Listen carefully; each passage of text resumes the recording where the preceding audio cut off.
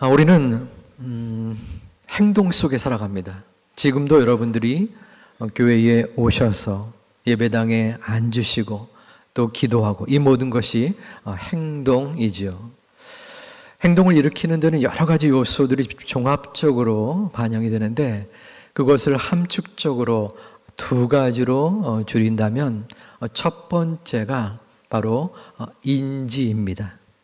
생각하고 판단하는 것이죠. 예를 들어서 어느 직장에서 근무를 합니다. 근데 너무 일이 많아요. 그래서 내가 과연 이 업무를 제대로 할 수 있을까? 내가 버틸 수 있을까? 생각을 하게 됩니다. 그리고 그 생각은 행동으로 옮겨지죠. 도저히 안 되겠다. 지금 부서를 옮겨달라고 한다든지 아니면 사직서를 제출해서 그만두든지 행동이 되는 것입니다. 근데 두 번째의 요소가 있는데 그것은 감정입니다. 계속되는 업무 속에 스트레스를 받게 됩니다. 그러면 우선적으로 인지 전에 감정이 생깁니다. 짜증이 나거나 분노하는 이러한 감정 이후에 어떻게 해야지라는 인지 기능으로 이어지고 이것이 행동으로 연결이 됩니다. 그러나 또 어떠한 상황에서는 감정에서 바로 행동으로 옮겨지는 때도 있습니다. 그따위밖에 못해 하면서 상사에게 야단을 받습니다. 나름대로 열심히 해봤는데 나니까 버텼습니다. 내가 때려치면 되잖아. 그러면서 가슴속에 품고 다녔던 사직서를 던지고 바이바이 하면서 떠나는 행동, 바로 인지가 사라지는 것이죠. 이 감정이라는 영어가 이모션이라고 합니다. 근데 이모션의 라틴어가 에모베레입니다. 이 에모베로에서 이모션이라는 감정이 나왔다라는 겁니다. 즉 감정은 우리 인간을 어떠한 행위로 움직이게끔 이끈다라는 의미도 담겨져 있습니다. 감정은 누구나 또 언제 어디서나 생겨납니다. 예수님의 제자들도 마찬가지였습니다. 제자들 중 가장 감정적인 사람이 누구일까요? 아마도 베드로이지 않나 싶습니다. 베드로는 예수님이 잡히시던 그날 의협심에 불타올라서 마고의 귀를 칼로 베었던 그러한 사람이었습니다. 오늘 본문에서도 베드로가 감정이 드러납니다. 본문의 배경은 갈릴리 호숫가입니다. 호숫가에 오전부터 많은 사람이 모였습니다. 예수님의 말씀을 듣기 위함이었습니다. 예수님이 호숫가에 이르렀을 때에 배 두 척이 정박해 있었습니다. 그들은 어부였는데 물고기를 잡고 돌아왔습니다. 그리고 그물을 씻고 있었어요. 그물을 씻은 후 그들은 집으로 돌아가 쉬려고 했습니다. 그때 두 배 중에 한 배에 예수님이 올라탑니다. 베드로, 시몬의 배였습니다. 그 배에 오르자 예수님은 베드로에게 한 요청을 합니다. 육지에서 조금 떼기를 청한 것입니다. 왜? 그물을 닦고 정리를 하고 있는 그에게 가서 배를 다시 호숫가 뒤로 떼라고 말씀하셨을까요? 거기는 이유가 있습니다.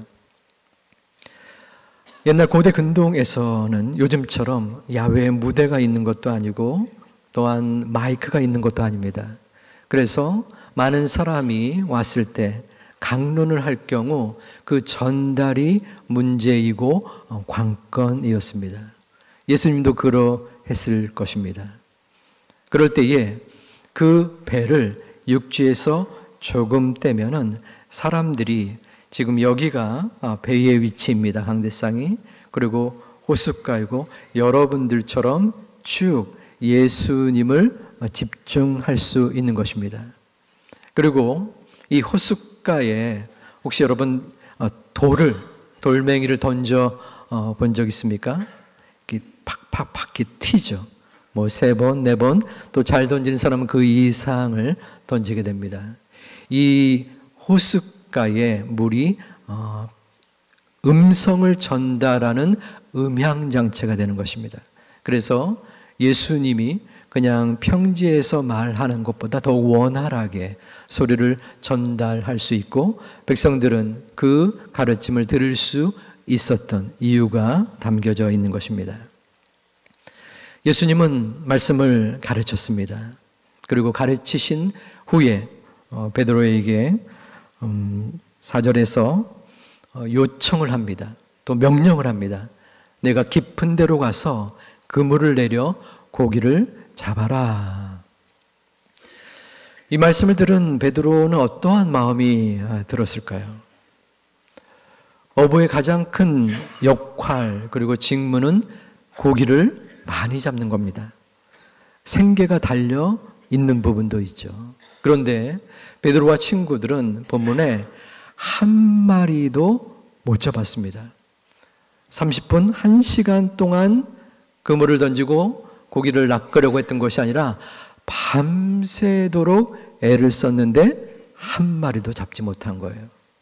그런데 예수님이 베드로에게 야, 깊은 데로 가서 고기를 낚아라 라고 말씀하신 거예요. 자, 예수님은 어떠한 분입니까? 지금 여기서는 말씀을 증거하는 유명한 선생님이라고 베드로가 칭했죠. 그리고 그분의 전력은 목수였습니다. 베드로보다 더욱더 전문적인 어부라면 그 말을 들을 수 있겠지만 전혀 문외한인 예수님이 깊은 데로 가라라고 한 것입니다. 소위 세탁소 주인 앞에서 주름을 잡는 격인 것이죠. 그러므로 베드로의 마음에는 어떻게 생각이 되었을까요? 아마 짜증이 났을 수도 있습니다. 그리고 이런 마음이 들었을지 모르겠어요. 고기 잡는 건 제가 할 테니까 예수님, 우리 선생님은 무리를 가르치는 데에 좀 집중하세요. 아마 그 베드로의 자존심이 상했을 수도 있습니다. 야, 내가 그래도 어부인데 고기를 낚지 못했다고 이렇게 무시를 당하나 그런 생각이 들 수 있었던 것이죠. 베드로는 5절에서 고기를 잡지 못함으로 지쳤다라는 표현을 합니다. 밤이 새도록 수고하였으되 잡은 것이 없습니다. 베드로는 분명히 지쳤을 겁니다. 그리고 짜증도 났었을 수 있고 또 자존심이 상했을 수도 있습니다. 베드로의 마음속에는 그러나 자신이 계획한 것이 이루어지지 않았던 것입니다. 자신의 노력, 자신의 수고로 인하여 어떠한 열매가 맺어지지 않을 때 드는 감정은 낙심과 낭망입니다. 우리 모두들 또한 삶을 살아가면서 여러 가지 실망과 낙심을 하게 됩니다. 혹시 지금 이 순간 여러분의 삶 속에 낙심의 상황을 맞이하고 있지는 않습니까? 부모로서 잘 해보려고 무던히 애를 썼는데 자녀와의 관계는 멀어지고 자녀가 점점 안 좋은 쪽으로 가는 듯한 상황. 직장에서 누구보다도 남들이 쉴 때 열심히 일을 했는데 번번이 진급에서 누락되고 또한 비껴가는 상황. 이러한 상황을 만날 때에 우리는 낙심하지 않을 수 없습니다. 그럴 때 우리는 하나님 앞에 원망을 토로하기도 합니다. 하나님 어찌해야 합니까? 어떻게 이 세상을 살아야 합니까? 이 인생의 배에서 하나님 만선까지는 아니더라도 어느 정도 생활할 수 있는 나의 마음을 채울 수 있는 물고기 어느 정도는 주셔야 되지 않습니까? 언제 그 물고기를 주시렵니까? 우리는 삶의 현장에서 주님 앞에 답답함과 또한 낙심의 모습을 보이곤 합니다. 베드로는 자신의 방법이 통하지 않았다라는 것을 느끼고 깨닫고 주님의 말씀에 의지하여 순종합니다. 밤이 새도록 수고하였으되 잡은 것이 없지만 말씀에 의지하여 내가 그물을 내리리이다. 우리 함께 믿음으로 봉독하겠습니다. 선생님, 우리들이 밤이 새도록 수고하였으되 잡은 것이 없지만은 말씀에 의지하여 내가 그물을 내리리이다. 아멘. 여기서 말씀에 의지하여 대신에 저는 주님이 그렇게 말씀하시니라고 변경하기를 원합니다. 주님이 그렇게 말씀하시니 우리의 삶 속에서 내가 뜻한, 내가 생각한, 내가 작정한 방법이 통하지 아니하였을 때, 내 마음에 낙심이 나를 억누르고 나를 움직이려 할 때 이 한마디를 기억하시기를 소망합니다. 주님이 그렇게 말씀하시니. 우리 함께 따라서 하겠습니다. 주님이 그렇게 말씀하시니. 아멘. 중요하기 때문에 한 번만 더 하기를 원합니다. 시작. 주님이 그렇게 말씀하시니. 아멘. 앞서 말씀드렸듯이 감정은 우리의 마음, 우리의 행동을 움직이려 합니다. 실제로 움직입니다. 베드로도 주님 앞에서 자신의 감정을 표출하였습니다. 그런데 놀랍게도 베드로를 변화한 것은, 베드로를 움직인 것은 그의 감정, 낙심이 아니라 바로 예수님의 말씀이었습니다. 베드로의 가장 큰 마음의 생각 그리고 감정은 낙심일 수 있습니다. 우리의 마음속에 고민되고 힘겨운 낙심, 그것을 향해서 나아가지 않냐고, 그 낙심이 자신을 움직이게 하지 않냐고 베드로는 주님의 말씀 따라서 움직였던 것입니다. 베드로는 고기 잡는 데 있어서는 전문가였습니다. 그런데 비전문가인 예수님의 말씀을 따른 것입니다. 내가 볼 때는 도저히 이해가 되지 않을지라도 주님이 그렇게 말씀하시니 나는 지치고 더 이상 할 의욕이 생기지 아니할지라도 주님께서 그렇게 말씀하시니 베드로는 순종하고 따를 수 있었던 것입니다. 우리는 어떠합니까? 우리의 삶 속에, 우리의 마음 속에 낙심이 계속적으로 침투하고 그 낙심이 결국에는 어떠한 경우 절망의 행동으로 이끌려고 할 때 우리는 거기에 굴복되어서는 안 됩니다. 어떻게 이럴 수 있는가? 나의 자녀가, 나의 가족이 나를 실망시키고 절망케 하고 그러므로 내 마음 깊숙한 곳에 가득한 낙심이 있을지라도 주님께서 절대 포기하지 말아라. 내가 어떠한 순간에서도 너와 함께 있을 것이다.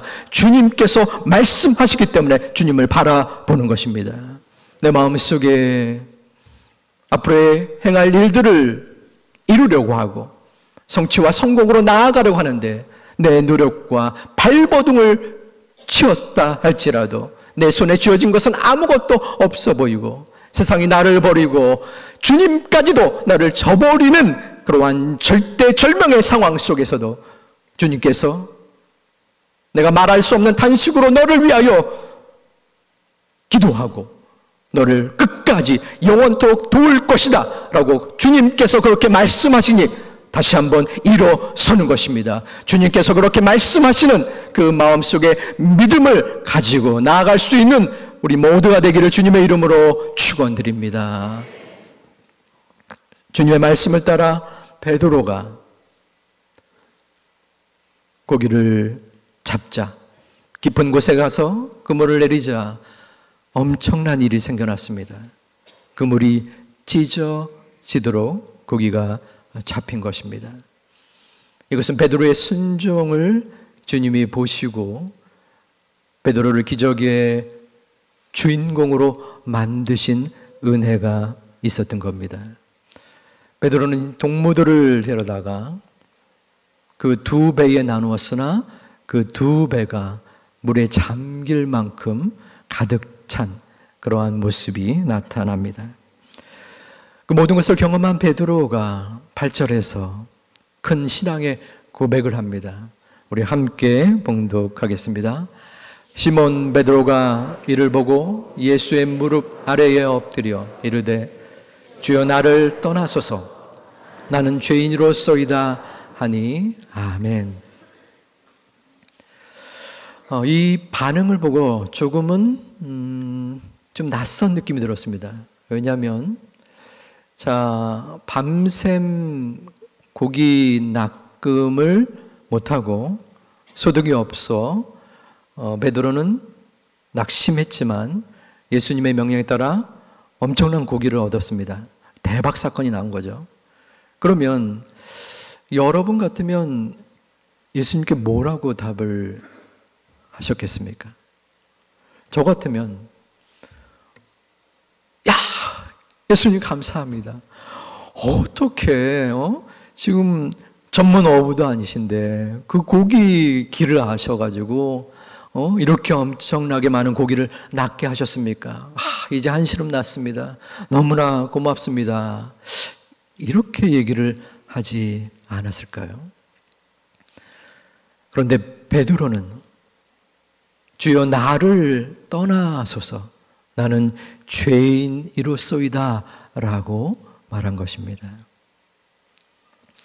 이것은 베드로가 주님의 말씀을 듣고 그 기적을 경험하는 가운데 이 주님이야말로 이 땅의 통치자이고 거룩하신 분인데 그에 비추어서 나는 부끄러운 죄 많은 인생임을 마음속에 깨달았다는 것입니다. 이것은 베드로의 항복 선언이기도 합니다. 도저히 주님과 또한 주님을 바라볼 때에 나는 용서받을 수 없는 죄인이고 그 앞에 머리조차 들 수 없는 존재임을 베드로는 깨달았던 것입니다. 우리의 삶 속에서 항복을 선언하고 인정하는 것은 익숙지 않습니다.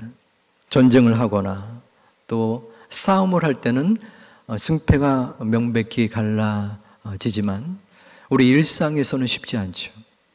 어떠한 경우 논쟁을 할 때에 상대방의 주장이 옳을 경우 내 주장을 접고 항복하는 자세를 보일 수 있습니다. 항복하는 사람의 마음은 어떠할까요? 나의 생각, 나의 주장, 나의 전문 지식까지도 내려놓아야 합니다. 나의 자존심까지 던져 놓아야 한다는 것입니다. 베드로가 그랬습니다. 예수님이 어떠한 얘기를 하더라도 그냥 내버려 두고 차단하고 듣지 않을 수도 있었습니다. 하지만 그의 마음속에 그 마음을 받아들이고 그 명령을 또한 준행했던 이 항복의 마음이 있었고 또한 궁극적으로 그 주님 앞에 무릎을 꿇고 죄인임을 고백할 수 있었던 것입니다. 저는 중학교 2학년 때 모 교회의 금요 철야 기도회에 한 1년 정도 참석한 적이 있습니다.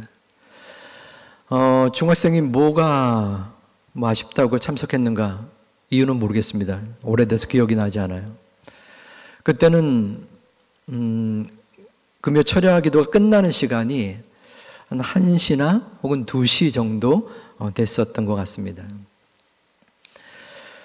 예배를 드리고 개인 기도로 옮겨지는 그 중간에 꼭 부르던 찬양이 있었습니다. 천부여 의지 없어서. 그냥 부르는 것이 아니라 두 손을 들고 불렀어요. 저 또한 분위기에 휩싸여서 두 손을 들었습니다. 생각해 보시기 바랍니다. 많은 어른들, 권사님들이 많은데 중학생 한 명이 또 친구 몇 명 있었는데요. 두 손을 들고 천부여 의지 없어서. 그 찬송가의 가사와 분위기를 어찌 알았겠습니까? 그저 멋모르고 불렀던 기억이 납니다. 오랜 세월이 지나서 또 삶의 여러 가지 또 광야와 또 풍랑을 조금씩은 경험하면서 이제는 그 찬양의 의미를 되새기고 또 생각합니다. 천부여 의지 없어서 손 들고 옵니다. 주 나를 박대하시면. 바뀐 찬양의 가사는 주 나를 외면하시면인데 저는 박대하심이 더 익숙하여 마음에 와닿습니다. 주 나를 박대하시면 나 어디 가리까. 우리 죄송하지만 한번 여러분 눈을 감으시고 또 가능하신 분은 두 손을 드시면 좋을 줄 압니다. 천부여 의지 없어서 손 들고 옵니다. 주 나를 박대하시면 나 어디 가리까. 우리 찬양을 우리 항복하는 마음으로 순종하는 마음으로 주님 앞에 찬양 드리겠습니다. 천부여 의지 없어서 손 들고 옵니다. 주 나를 박대하시면 나 어디 가리까. 우리 다시 한번 찬양합니다. 천부여 의지 없어서 손 들고 옵니다. 주 나를 박대하시면 나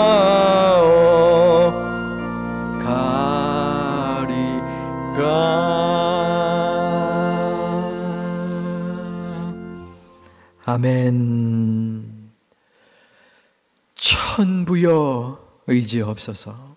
주님이 나를 박대하시면, 우리를 박대하시면 우리는 결코 갈 수가 없어. 아무데도 갈 수 없습니다. 주님이 나를 받아주셔야만, 주님이 나를 인도해 주셔야만, 주님이 나를 용서하시고 구원해 주셔야만 우리는 주님께 나아갈 수 있고 우리의 하루하루의 삶을 살 수 있음을 믿음으로 받으시는 여러분 되시기를 주님의 이름으로 축원합니다. 베드로는 이전에는 선생님이라고 예수님 불렀지만 지금 이 본문에서는 주여라고 부릅니다. 주님, 선생님에서 주님으로 바뀌어진 것입니다. 여러분은 주님을 누구로 받아들이십니까? 이 땅의 4대 성인 중에 한 명? 아니면 주일날 예배를 드림으로써 조금은 나의 마음을 평안케 하는 존재, 혹은 나의 문제, 나의 어려움을 해결해 주는 해결사 정도로 받아들이십니까? 주님은 나의 죄를 용서해 주시는 구원자이십니다. 베드로는 그 믿음이 있었습니다. 그리하여 주님 앞에 무릎을 꿇어 기도하였습니다. 무릎을 꿇어 주님을 바라보았습니다. 무릎을 꿇어 나는 죄인입니다 라고 고백을 하였습니다. 저는 아무것도 할 수 없습니다. 저는 아무것도 할 수 없는 존재요 죄인입니다. 주님, 저를 용서하여 주시옵소서. 주님, 주님만이 나의 구원자 되십니다. 그 구원의 주님이 나를 위하여 이 땅에 오셨고 이 땅에서 십자가를 지심으로 죽으셔서 나를 구원하여 주시니 감사합니다. 이 구원이 바로 우리들의 복음인 것입니다. 이 복음의 확신이 있을 때 우리는 증거할 수 있습니다. 우리는 무엇을 이웃들에게, 가족들에게 전할 수 있습니까? 우리의 좋은 모습, 우리의 행실이기도 하지만 더욱더 중요한 것은 바로 나는 죄인입니다 라는 정체성입니다. 나는 죄인입니다. 그런데 죄인된 나를 주님께서 감싸 주셨습니다. 죄인된 나를 갈 바를 알지 못하는, 아무데도 갈 수 없는, 주님의 은혜이고는 한 날도 살 수 없는 그러한 죄인을 주님이 받아 주셨습니다. 내 가족이요, 내 친구요, 같이 가지 않겠습니다 하는 감사와 감격 속에서 담대함으로 복음을 증거할 수 있는 것입니다. 나는 죄인임을 느끼지 못할 때, 나는 죄인임을 알지 못할 때, 깨닫지 못할 때 결코 복음의 증거는 이루어질 수 없습니다. 주님 앞에 죄인임을 바라보시고 느끼시고 그 죄인을 구원하신 그 사랑을 전할 수 있는 우리 제2가족 되시기를 주님의 이름으로 축원드립니다. 하지만 우리는 여전히 그렇게 생각하지 않습니까? 저는 착한 일도 많이 하고 경찰서에 간 적은 지금까지 한 번도 없고 교통법규도 딱지 뗀 거 한 2번 있는데 교회도 잘 나가고 봉사도 어느 정도 하는데 이 정도는 괜찮은 사람 아닙니까? 나는 괜찮은 죄인 아닌가요? 그것은 우리의 생각입니다. 우리의 판단이고 우리의 관점입니다. 우리는 하나님 앞에서, 주님 앞에서 죄인일 수밖에 없습니다. 바로 주님이 그렇게 말씀하시니 베드로의 항복 선언이 바로 우리들의 항복 선언이 되기를 축원합니다. 항복 선언이 이루어질 때에 온전한 믿음의 결단이 이루어지는 것입니다. 이 땅을 살면서 누가 가장 불안하고 걱정이 들까요? 돈이 많은 사람입니다. 가진 것이 많은 사람입니다. 잃을 것이 많은 존재입니다. 하지만 항복을 한다면 내 옆에 있는 이웃집 아저씨에게서가 아니라 이 땅의 한 권력자에서가 아니라 온 우주 만물의 통치자이시고 나의 구원자이신 예수님 앞에 항복한다면 우리의 마음속에 평안함이 있게 됩니다. 문제는 여전히 존재합니다. 나의 가족의 문제, 나의 자녀의 어려움들, 내 생계의 문제, 아픔의 문제, 도저히 내가 이룰 수 없는, 어찌할 수 없는 악한 어려움들이 우리는 여전히 존재합니다. 그럼에도 불구하고 우리는 항복을 선언할 때 주님께서는 우리의 그 눈물을 받아 주십니다. 그 아픔을 이끌어 주시고, 얘야, 누구 집사야, 권사야, 장로야, 목사야, 내가 진정으로 너의 것을 내려놓고 너의 것을 포기하고 너의 생각을 던져버리고 나를 의지하는구나, 나를 바라보는구나, 나를 믿는구나 할 때에 주님은 우리를 품에 안아 주실 것입니다. 그 사랑, 그 마음을 받아들이시는, 그리하여 베드로에게 내가 사람을 취하리라, 내가 사람을 낚는 어부가 되리라 말씀하신 그 말씀이 우리 제2가족들에게도 담대하게 기쁨으로 맞이할 수 있는 우리 모든 시간들 되시기를 주님의 이름으로 축원합니다.